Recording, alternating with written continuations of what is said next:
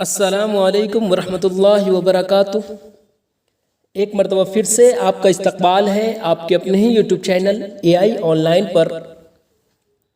आज मैं हाजिर हूँ आप लोगों के लिए एक बहुत ही अहम वीडियो के साथ। बहुत सारे बच्चों का मैसेज मेरे पास आया था कि उर्दू अनुवादक से मुताल्लिक भी वीडियो पोस्ट कीजिए, इसलिए आज से मैं आप लोगों के लिए उर्दू अनुवादक से मुताल्लिक वीडियो के साथ हाजिर हुआ हूँ।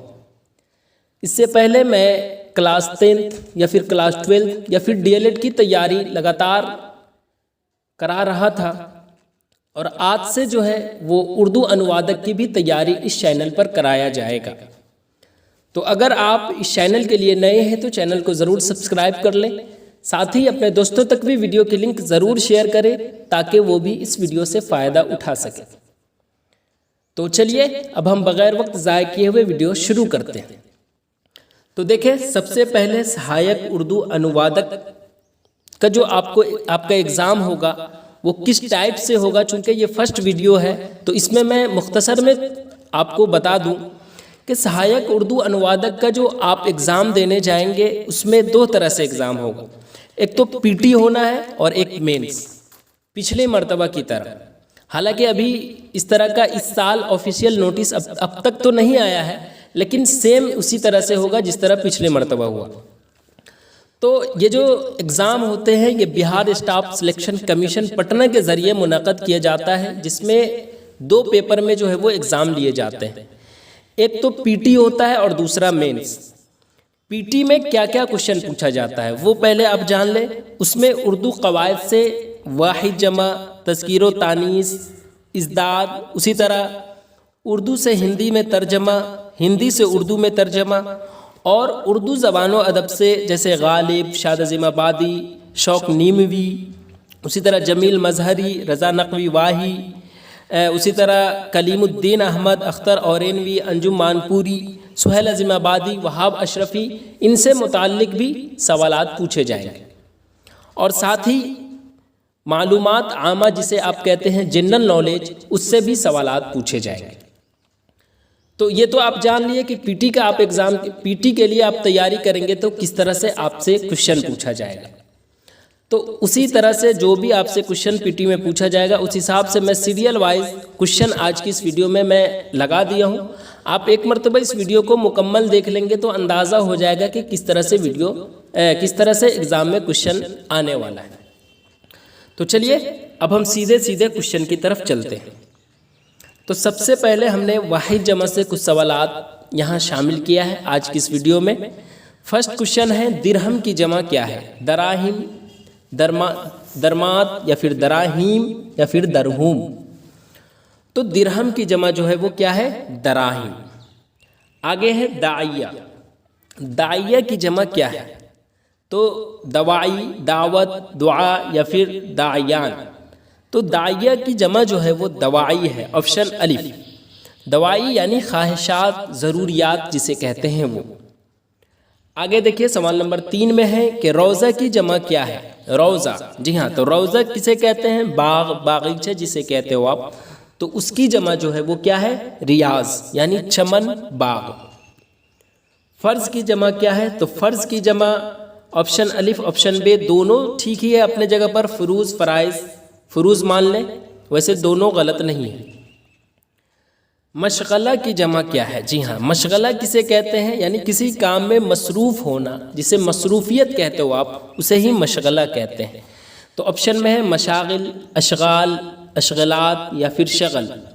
तो मशागिल की जमा जो है वो क्या हो जाएगा, मशागिल यानी बहुत से काम। आगे देखिए उरूज। उरूज की ज़िद क्या है। उरूज का मतलब होता है बुलंद, बुलंद जिसे कहते हो, ऊपर जिसे कहते हो आप वो। तो पस्ती, पसमानदगी, जवाल या फिर नीचा। तो उरूज की ज़िद जो है वो कमज़ोर होना, जवाल का मतलब होता है, यानी नीचा यानी बुलंद ना होना, जवाल। जुनून की ज़िद क्या है, अक्ल, दानिश, खिरद या फिर अक्लमंदी।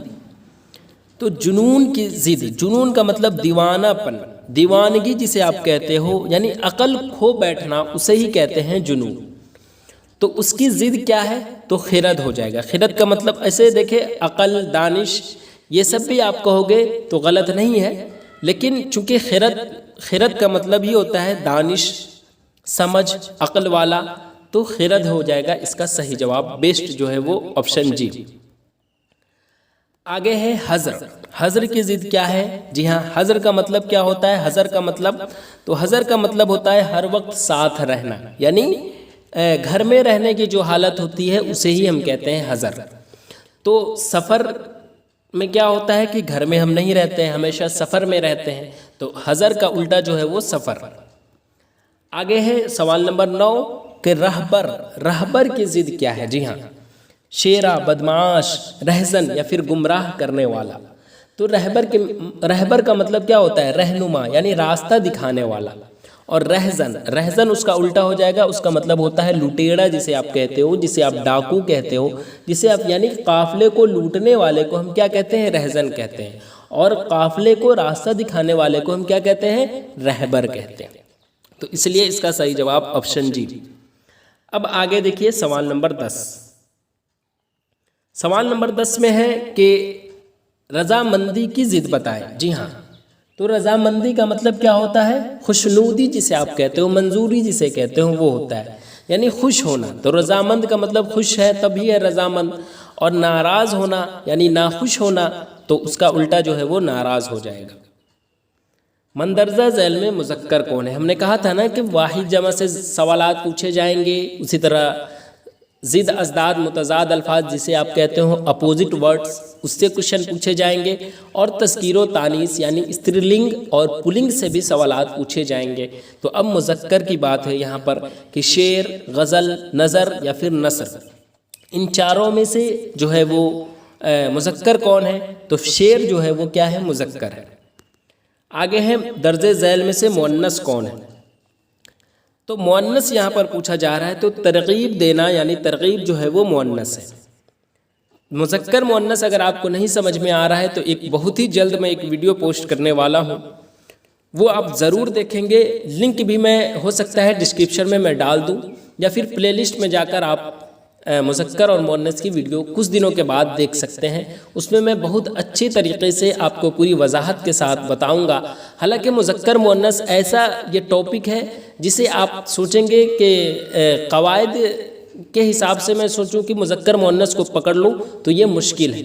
इसे आम भाषा जो कहते हैं, वो आप बोलचाल की जो भाषा होती है उसमें बोलते बोलते ये सीखने को आता है।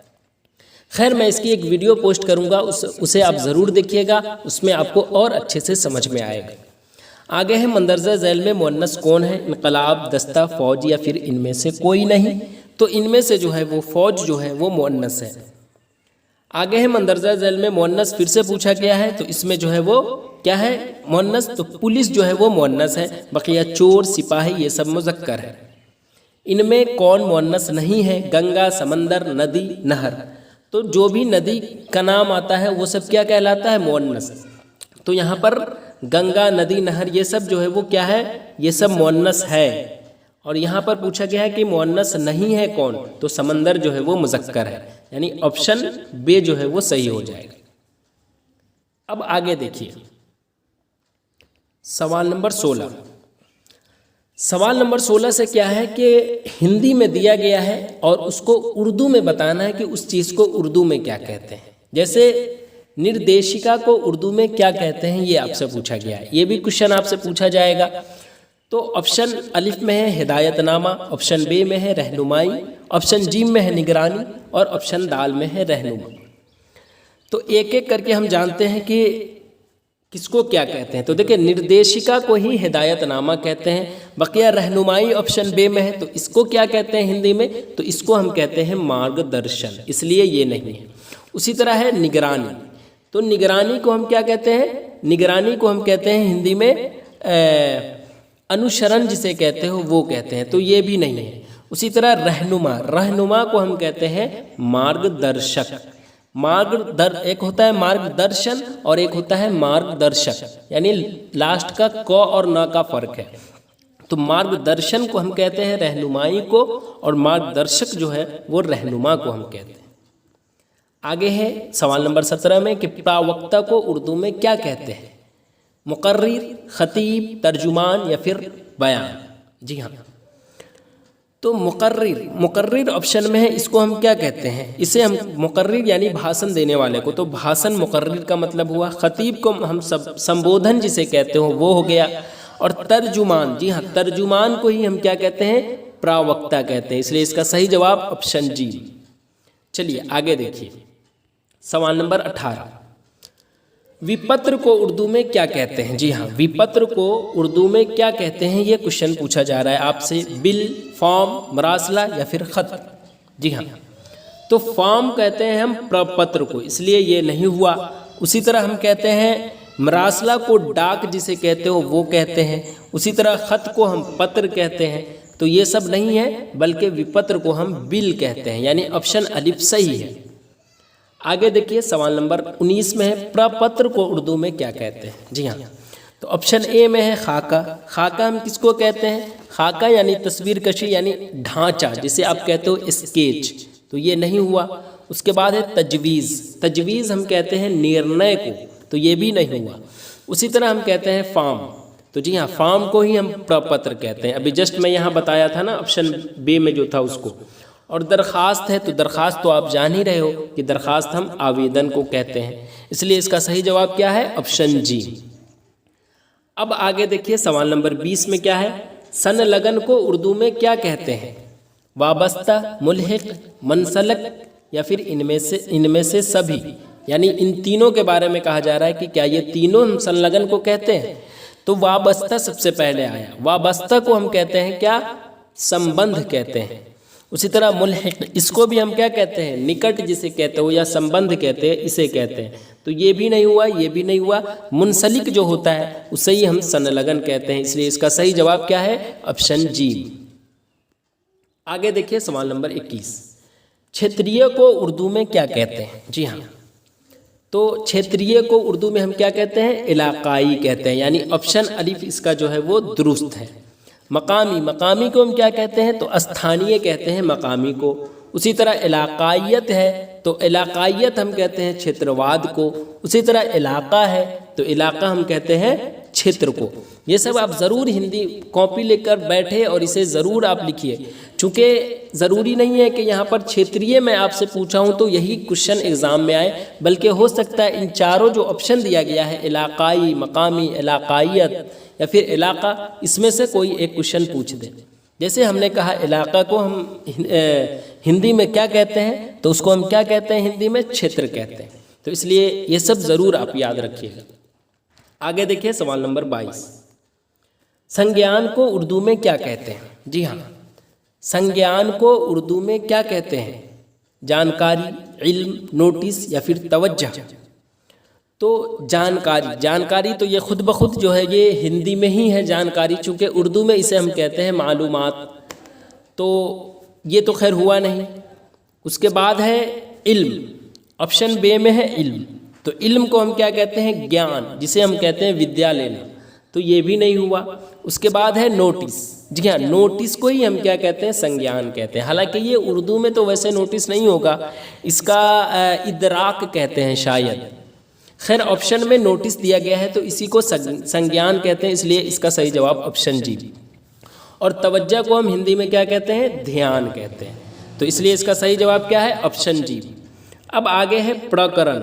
ऑप्शन सवाल नंबर 23 में है, प्रकरण को उर्दू में क्या कहते हैं? मद्दुआ, मौजू, सिलसिले या फिर मामले।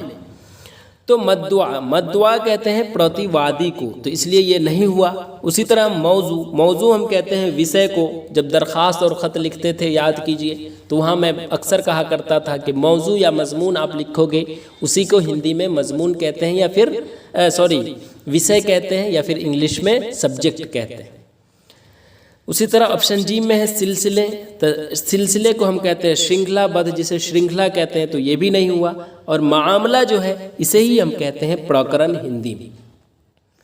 आगे देखिए, स्थगित को जो है उर्दू में क्या कहते हैं? तो मलतवी कहते हैं, मलतवी, ठीक है। अत्वा को हम क्या कहते हैं? इत्तिवा होता है। इत्तिवा को हम हिंदी में क्या कहते हैं? तो स्थगन कहते हैं, यानी मौकूफ़ कर देना, यानी किसी काम को अस्थायी रूप से रोक देने की क्रिया को जो हम क्या कहते हैं, इत्तिवा कहते हैं। उसी तरह ज़ेरी इत्तिवा है, तो ये भी नहीं हुआ।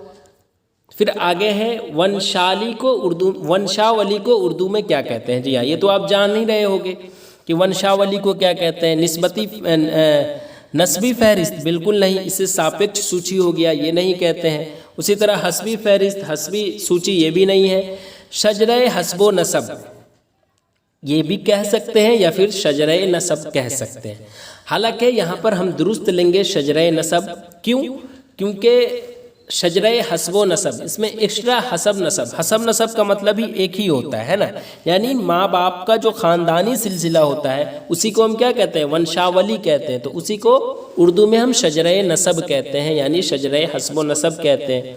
हसबो नसब का मतलब ही होता है माँ बाप का ख़ानदानी सिलसिला जो होता है उसी को कहते हैं। तो यहाँ पर दुरुस्त वंशावली को उर्दू में जो है वो शजरे नसब कहेंगे। ठीक है, अब देखिए आगे क्या है। आगे हमने कहा था जनरल नॉलेज से भी क्वेश्चन आपसे पूछे जाएंगे, वो क्वेश्चन अब यहाँ पर पूछा गया है।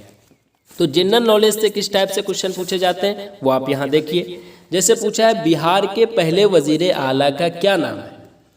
अब यहाँ पर वजीर आला को हम हिंदी में क्या कहते हैं, ये चीज़ आपको मालूम होनी चाहिए। चूँकि आप तैयारी कर रहे हो उर्दू अनुवादक की, तो ट्रांसलेट यहाँ पर आपको आनी चाहिए, हिंदी में भी और इंग्लिश में भी।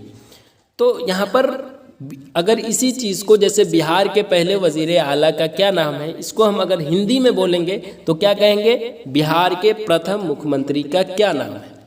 यानी वजीर आला को हम कहते हैं मुख्यमंत्री। जैसे अभी बिहार का मुख्यमंत्री कौन है, नीतीश कुमार। लेकिन यहाँ पर पूछा गया है कि पहले जो वजीर आला थे, सबसे पहले जो बनाए गए, उसका क्या नाम था, तो उसका नाम था श्री कृष्ण सिंह। ठीक है, अब आगे देखिए सवाल नंबर 27। हुकूमत बिहार के 7 अज़ाइम का ताल्लुक है।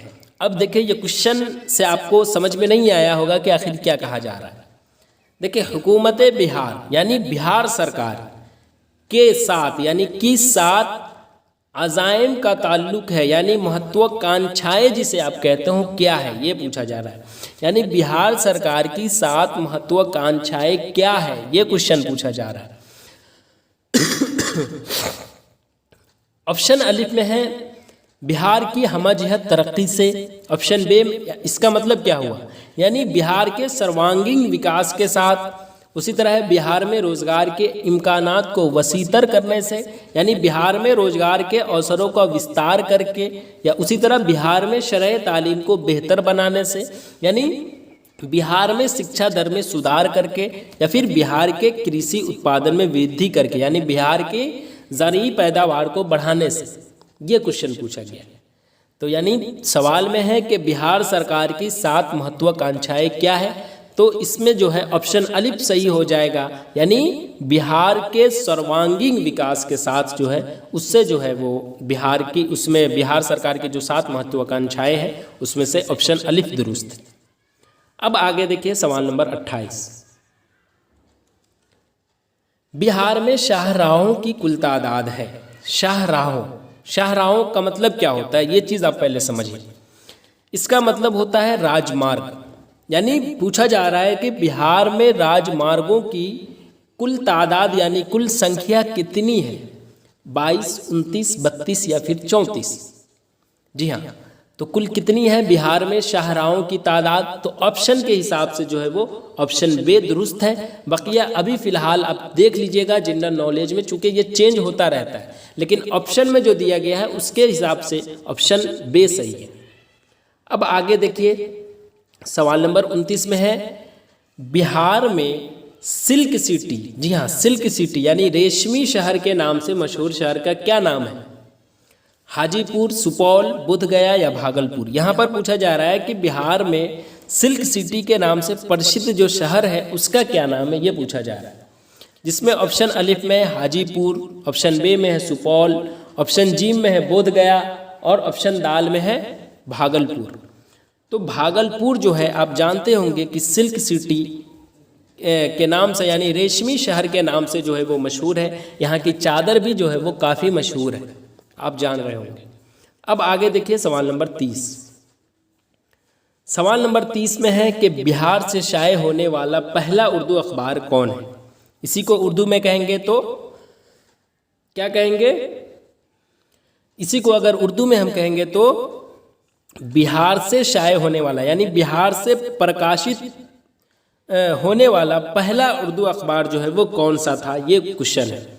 हरकारा, उसी तरह नूरुल अनवार, उसी तरह अजीमुल अखबार या फिर अखबार बिहार।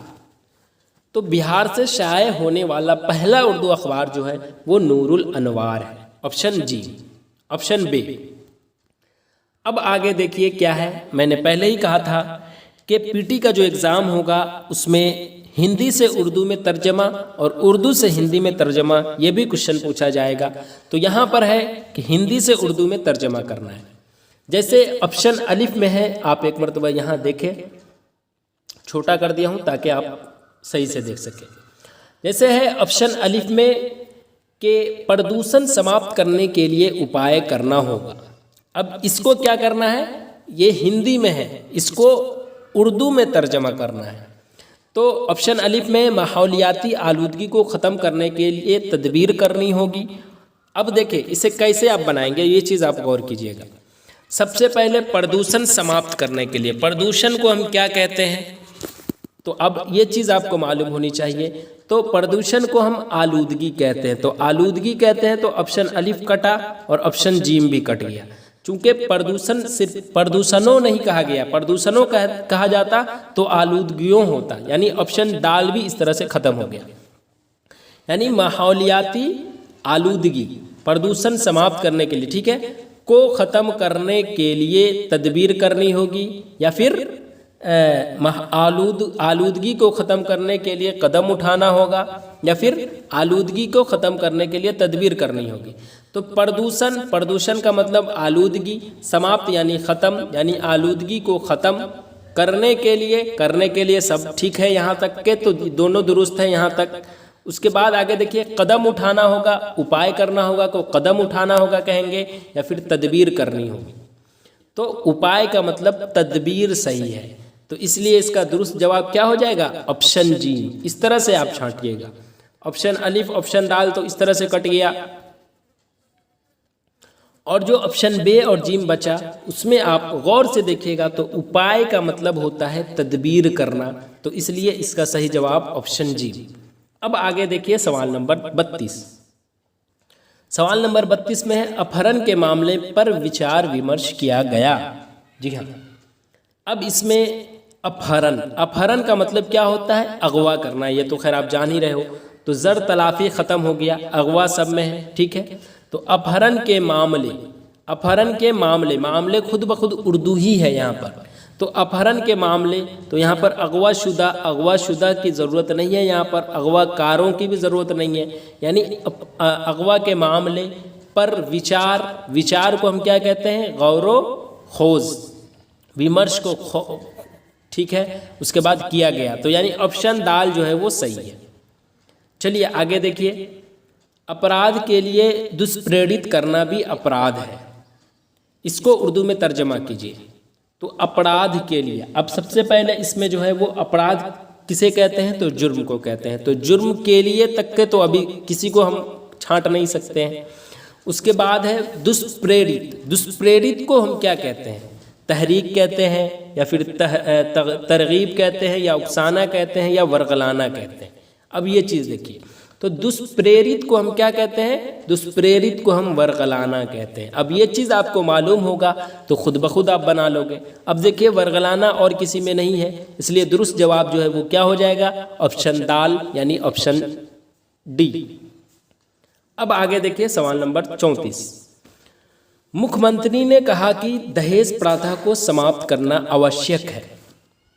अब मुख्यमंत्री को हम पहले पता करेंगे कि मुख्यमंत्री को उर्दू में क्या कहते हैं। क्या वज़ीर आज़म कहते हैं, बिल्कुल नहीं कहते हैं। वज़ीर आज़म हम प्रधानमंत्री को कहते हैं। तो इस तरह से ऑप्शन अलिफ ऐसे ही ख़त्म हो गया। अब यहाँ पर वज़ीर आला कहते हैं, तो इन तीनों में वज़ीर आला है। ने कहा के यहाँ तक तो सब ठीक है। उसके बाद है दहेज प्रथा। अब दहेज प्रथा को समाप्त करना होगा, यानी रस्म जहेज को ख़त्म करना, या फिर क्या, तो जहेज की प्रथा यानी रिवायत को, प्रथा को यानी रिवायत को। ठीक है, तो अब देखिए इसमें से खुद ब खुद आप छांट लीजिए कौन सा सही हो जाएगा। ऑप्शन दाल, ठीक है, को ख़त्म करना ज़रूरी है, तो इसलिए इसका सही जवाब ऑप्शन डी। आगे देखिए, सरकार ने इस आदेश को निरस्त कर दिया। अब इसको देखिए कैसे आप कीजिएगा। तो सरकार ने, सरकार का मतलब सरकार जो है ये हिंदी में, ठीक है।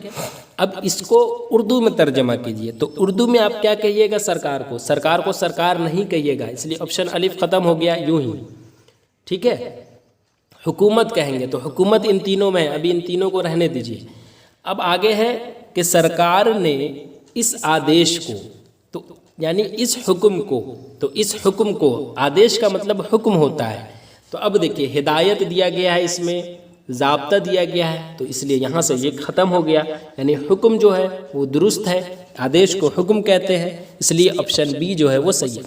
इसमें कुछ भी ज़्यादा है ना दिमाग लगाने की ज़रूरत नहीं, थोड़ा सा आप अगर जान रहे हो तो खुद ब खुद आप जो है वो छांट सकते हो।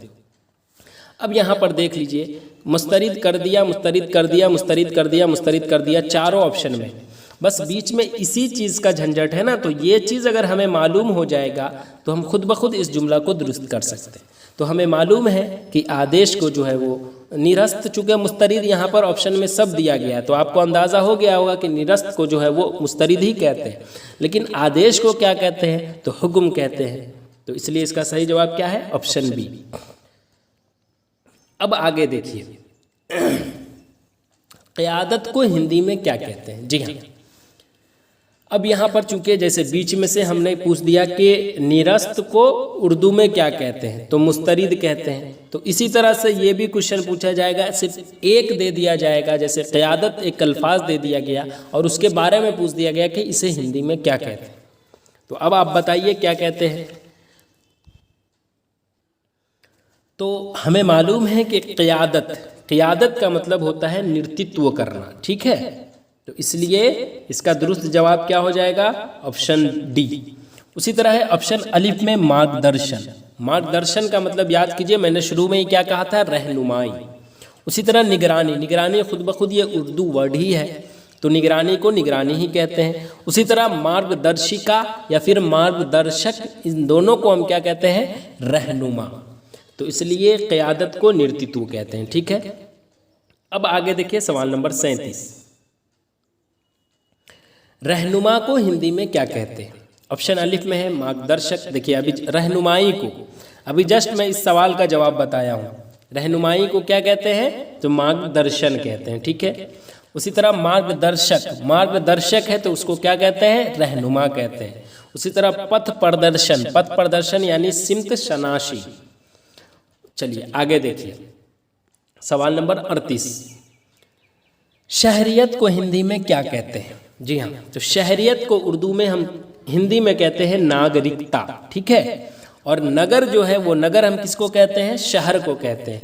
उसी तरह हम कहते हैं नागरीय, नागरीय हम शहरी को ही कहते हैं, ठीक है। और उसी तरह नागरिक जो है वो भी हम शहरी को कहते हैं। तो ये दोनों ख़त्म, गलत हो गया ये तीनों, बल्कि नागरिकता यानी शहरियत। अवामी तहरीक को हिंदी में क्या कहते हैं? क्या जन आंदोलन कहते हैं? जी बिल्कुल जन आंदोलन कहते हैं। सार्वजनिक क्रांति का मतलब होता है अवामी इनकलाब। उसी तरह है जनता का आंदोलन, यानी इसका मतलब हुआ अवाम का, अवाम का तहरीक। तो ये सही नहीं हुआ, अवाम का बीच में जो का आ गया ना, इसलिए ये सही नहीं है। जन आंदोलन, जनता का आंदोलन का मतलब होता है जन आंदोलन, ठीक है। तो बेस्ट जो है वो जो सही है तो वो ऑप्शन अलिफ सही है। चूँकि अवाम का तहरीक अगर रहता तो वो जनता का आंदोलन दुरुस्त हो जाता, लेकिन अवामी तहरीक कहा गया है तो इसलिए जन आंदोलन सही है। उसी तरह जन क्रांति यानी बड़े पैमाने पर जो इनकलाब होता है उसे हम कहते हैं जन क्रांति, इसलिए ये भी गलत है। आगे देखिए सवाल नंबर 40 में है, अमूमन को हिंदी में क्या कहते हैं? तो अमूमन को हिंदी में जो है वो सामान्यतः कहते हैं, और सामान्य को हम कहते हैं आम। आम, आम खाने वाला आम की बात नहीं कर रहे हैं, बल्कि ऐन से जो आम होता है वो आम। और साधारण, साधारण का मतलब मामूली, और असाधारण का मतलब गैर मामूली। आगे है सवाल नंबर 41, मामूलात को हिंदी में क्या कहते हैं? रोज के कार्य या फिर दैनिक कार्यों की विवरणीय या फिर दिनचर्या या फिर दैनिक गतिविधियां। तो मामूलात को हम क्या कहते हैं? दिनचर्या कहते हैं, ठीक है। और रोज के कार्य यानी रोजमर्रा के काम, ये भी गलत हो गया, इसलिए दैनिक कार्यों की विवरणी यानी मामूलाती तफसील जो होता है वो, तो इसलिए ये भी गलत है। और दैनिक गतिविधियां का मतलब रोजमर्रा सरगर्मियां जो होती है उसे कहते हैं, तो ये भी गलत है। अब आगे देखिए, ऑप्शन जी में है सवाल नंबर 42 में देखिए, तैयारा को हिंदी में क्या कहते हैं? वायुयान, अंतरिक्षयान, विमानन या फिर हेलीकॉप्टर। तो तैयारा को हम क्या कहते हैं? वायुयान कहते हैं, ठीक है, ऑप्शन ए। अंतरिक्षयान को क्या कहते हैं? तो हवाई जहाज जो होता है उसे हम कहते हैं अंतरिक्षयान। उसी तरह विमानन जो है वो हवाबाजी वाला जो होता है उसे कहते हैं।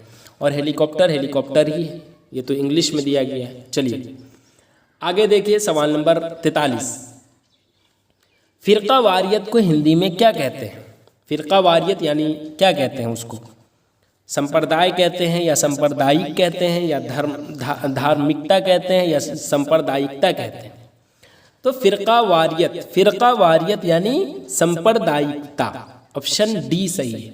संप्रदाय यानी फिरका, ठीक है, फिरका वारियत सांप्रदायिकता और संप्रदाय यानी फिरका, और सांप्रदायिक यानी फिरका वाराना, इसलिए ये भी गलत है। उसी तरह है धार्मिकता यानी सदाकत जिसे कहते हो, तो ये भी गलत है। तो इस तरह से आप देख रहे हैं ना कि गलत क्यों है, इसका भी मैं वजाहत करते हुए निकल रहा हूँ। अब आगे देखिए, आगे है तौहम परस्ती को हिंदी में क्या कहते हैं? जी हाँ, तौहम परस्ती को हिंदी में क्या कहते हैं? अंधभक्ति, अंधभक्त, अंधविश्वास या फिर अंधविश्वासी। जी हाँ, तो तौहम परस्ती यानी अंधविश्वास, ठीक है। और अंधभक्ति यानी अंधा एतमाद, इसलिए ये गलत है। उसी तरह अंधभक्त यानी अंधा शख्स, चूंकि अंधभक्त की इस हिंदुस्तान में कमी आजकल नहीं है। उसी तरह तौहम परस्त जो है वो अंधविश्वासी को कहते हैं, यानी ऐसी बातों पर विश्वास क्या कहते हैं रखने वाला जिसका कोई हिंदी में कहे तो अस्तित्व नहीं है, उसी को कहते हैं तौहम परस्ती यानी अंधविश्वासी। अब आगे देखिए, सवाल नंबर 45 में है तबसरा को हिंदी में क्या कहते हैं? जी हाँ, तबसरा को हिंदी में क्या कहते हैं? तो तबसरा का जो है वो टिप्पणी देना यानी तबसरा करना, इसी को कहते हैं, यानी ऑप्शन डी सही है। वक्तव्य किसे कहते हैं? तो वक्तव्य कहते हैं यानी बयान, और मंतव्य का मतलब राय ख्याली यानी तासुर जिसे कहते हो आप, वो हो जाएगा। उसी तरह विज्ञापति किसे कहते हैं? तो ये एलानिया को कहते हैं, ठीक है। तो इसलिए इसका दुरुस्त जवाब जो है वो टिप्पणी है। अब आगे देखिए, आगे क्या है कि उर्दू दिया गया है, यानी उर्दू से हिंदी में तर्जमा आपको करना है। यानी वजीर आला ने स्कूल का संगे बुनियाद रखा, ये उर्दू में दिया गया है, इसको हिंदी में दुरुस्त जवाब आपको देना है। तो देखिए, वजीर आला को क्या कहते हैं? मुख्यमंत्री। तो मुख्यमंत्री इन तीनों में है, तो अभी इन तीनों में चूंकि अभी हम डिसाइड नहीं कर सकते कि ये गलत है, आगे देखते हैं। तो ने भी तीनों में है। स्कूल को विद्यालय कहते हैं, तो विद्यालय भी सही है इसमें। का भी है, यानी अब तक जो है वो दुरुस्त है सब। अब है चूंकि ऑप्शन डी में उपरोक्त में से कोई नहीं है लिखा हुआ, तो अभी हम इसे नहीं क्या कहते हैं कुछ भी कर सकते हैं। आगे पढ़िए, संगे बुनियाद का मतलब क्या होता है? शिलान्यास या फिर आधारशिला। तो देखिए, संगे बुनियाद चूंकि शिलान्यास को भी कहते हैं और आधारशिला को भी कहते हैं, तो अब आप कहिएगा कि फिर उस हिसाब से कौन सही होगा। तो संगे बुनियाद रखा, अब संगे बुनियाद यानी शिलान्यास तक के सही है, ठीक है, या आधारशिला आप कहोगे ये भी सही है, लेकिन चूंकि उर्दू में है वजीर आला ने स्कूल का संगे बुनियाद रखा, तो इसे आप हिंदी में जो है वो संगे बुनियाद रखा नहीं कहेंगे बल्कि रखी कहेंगे।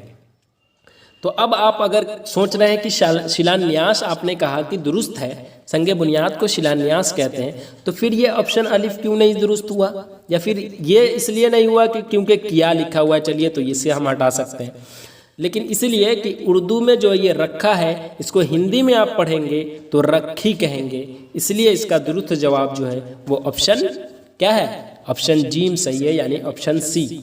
हालांकि यहाँ पर भी अगर रखी रहता तो ये भी सही हो जाता, और फिर ऑप्शन डी में ये लिखना पड़ता हमें कि ऑप्शन ए और सी दोनों दुरुस्त।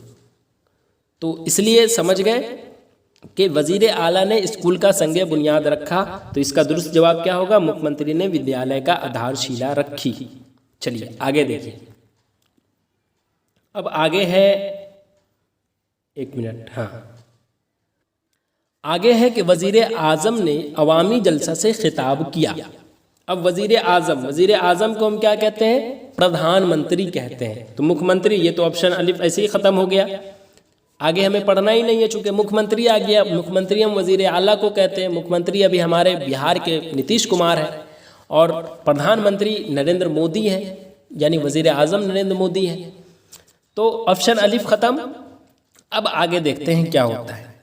आगे है वजीर आजम ने अवामी जलसा से खिताब किया, यानी प्रधानमंत्री ने, ठीक है। अब अवामी जलसा को क्या कहते हैं, चूंकि सब में जो है वो जनसभा लिखा है, तो अब आप समझ गए कि जनसभा ही कहते हैं। अब आगे देखिए, से खिताब किया। अब चूंकि उर्दू है, उर्दू में से है, तो इसको हिंदी में हम यहाँ पर जुमला दुरुस्त करने के लिए को का इस्तेमाल करेंगे, न कि से का, ठीक है। तो इसलिए ये गलत हुआ, ठीक है। अब मैं यहाँ पर है तो ये भी गलत हो गया। खिताब को संबोधित यहाँ पर तीनों में लिखा गया है। तो चूंकि बच्चे कह सकते हैं कि वजीर आजम ने अवामी जलसा से खिताब किया, यहाँ पर से वाला दुरुस्त होनी चाहिए, नहीं, बल्कि के को वाला होगा दुरुस्त। हिंदी में आप पढ़ रहे हो, न कि उर्दू में। तो यही सब छोटी छोटी चीज़ों का ख्याल रखना पड़ता है हिंदी में जब आप पढ़ते हो तब। तो प्रधानमंत्री ने जनसभा को संबोधित किया, ठीक है। चलिए आगे देखिए। ऑप्शन सवाल नंबर 48। सवाल नंबर 48 में है, वजीर दाखिला ने आज पटना का दौरा किया। अब वजीर दाखिला को हम हिंदी में क्या कहते हैं, क्या प्रदेश मंत्री कहते हैं, या भीतरी मंत्री कहते हैं, या गृह मंत्री कहते हैं, या फिर गृह सचिव कहते हैं। तो वजीर दाखिला को जो है वो गृह सचिव कहते हैं। अब जब यहाँ गृह सचिव है तो आगे पढ़ने की इन तीनों में ज़रूरत नहीं है, क्योंकि प्रदेश मंत्री कहते ही नहीं है, भीतरी मंत्री कहते नहीं है, और गृह मंत्री कहते ही नहीं है। तो दुरुस्त जो है वो क्या हो जाएगा, गृह मंत्री वाला, गृह सचिव वाला। आगे देखिए सवाल नंबर 49। यौम जमहूरिया की तकरीब जोशो खरोश के साथ मनाई जाती है। अब यौम जमहूरिया किसे कहते हैं, क्या स्वतंत्रता दिवस को कहते हैं, या फिर गणतंत्र दिवस को कहते हैं। हालांकि स्वतंत्र तो खैर दिया ही नहीं है यहाँ पर, तो ज़्यादा सोचने की ज़रूरत नहीं है। तो हम कहते हैं यौम जमहूरिया किसे कहते हैं, गणतंत्र दिवस को। तो गणतंत्र दिवस को कहते हैं, तो ऑप्शन अलिफ खत्म। और यौम आज़ादी कहते हैं गणतंत्र दिवस को, स्वतंत्र दिवस को। तो जनतांत्रिक दिवस जो है ये ख़त्म हो गया। अब गणतंत्र दिवस की तकरीब, अभी आगे देखते रहिए। तो तकरीब को हम क्या कहते हैं, तकरीब को हम कहते हैं सम्मेलन नहीं, इसलिए ऑप्शन बी गलत। समारोह कहते हैं, तो समारोह कहते हैं, तो ऑप्शन बी और डी पे अभी टिके हुए हैं हम। जोशो खरोश को हम क्या कहते हैं, हर्षोल्लास कहते हैं, तो अभी भी सही है। के साथ दोनों में है। मनाई जाती है, तो मनाई जाती है, जी हाँ, तो मनाई जाती है उर्दू में, लेकिन इसे हिंदी में हम कहेंगे दुरुस्त, तो इसे हम क्या कहेंगे, मनाया जाता है, ठीक है। इसलिए यहाँ से गलत हुआ ये, और ये दुरुस्त हो गया यहाँ से। वजह आप जानने की कोशिश कीजिए। तो गणतंत्र दिवस समारोह हर्षोल्लास के साथ जो है वो क्या है कि मनाया जाता है, ठीक है। अब आगे देखिए, सबसे लास्ट क्वेश्चन है आज की इस वीडियो का कि दुनिया को दहशतगर्दी के चैलेंज से लड़ना होगा। जी हाँ, तो दुनिया किसे कहते हैं, दुनिया को हिंदी में क्या कहेंगे हम, तो दुनिया को, चूंकि संसार नहीं कहेंगे हम यहाँ पर, विश्व कहेंगे। तो अब ऑप्शन बी खत्म। अब ए सी डी में देखते हैं। तो विषु तीनों में है। अब दहशतगर्दी को हम क्या कहेंगे हिंदी में? अतिवाद कहेंगे या फिर आतंकी कहेंगे या फिर आतंकवाद कहेंगे? जी हाँ, क्या कहेंगे हम? तो दहशतगर्दी को जो है वो हम आतंकवाद कहेंगे, ठीक है। तो यहाँ भी आतंकवाद है, यहाँ भी आतंकवाद है, ये पहले ही गलत हो गया है। अतिवाद है तो ये गलत, आतंकी है तो ये गलत। अब ये जो है वो आगे अब पढ़ने की ज़रूरत ही नहीं है क्योंकि ये सही है। तो चैलेंज को चुनौती कहते हैं, यहाँ पर चैलेंज ही लिखा गया था तो इसलिए ये भी गलत हो गया। यहाँ भी चैलेंज लिखा है, ये गलत हो गया। उसके बाद आतंकी चुनौती लिखा गया है तो ये भी गलत। यानी इसका दुरुस्त जवाब जो है वो क्या हो जाएगा? ऑप्शन सी, यानी विश्व को आतंकवाद की चुनौती से क्या होगा? लड़ना होगा। तो इस तरह से आज की इस वीडियो में मैं आपको 50 VVI क्वेश्चन बताया हूँ। उम्मीद है आपको ये सारे सवालात समझ में आया हो। हर एक सवाल में चूँकि मैं पूरी वजाहत के साथ बताया हूँ। अगर कोई भी सवाल में अभी भी आपको डाउट है तो आप बिल्कुल कमेंट कर सकते हैं। साथ ही टेलीग्राम का लिंक जो है वो डिस्क्रिप्शन में मैं दे दिया हूँ, आप वहाँ टेलीग्राम में ज़रूर ज्वाइन कर लें। वहाँ इसी टॉपिक से जो आज मैं क्वेश्चन आपके सामने दिया हूँ, इसी क्वेश्चन को मैं टेलीग्राम पर क्विज़ की शक्ल में भी कराता हूँ, जहाँ बच्चे क्विज़ देकर और अच्छे तरीके से प्रैक्टिस करते हैं। तो अगर आपने अब तक टेलीग्राम ज्वाइन नहीं किया है तो लिंक जो है वो डिस्क्रिप्शन में मौजूद है, आप ज़रूर ज्वाइन करें। तो चलिए आज के लिए बस इतना ही, फिर मैं एक अहम वीडियो के साथ हाजिर रहूँगा। तब तक के लिए अल्लाह हाफ़िज़।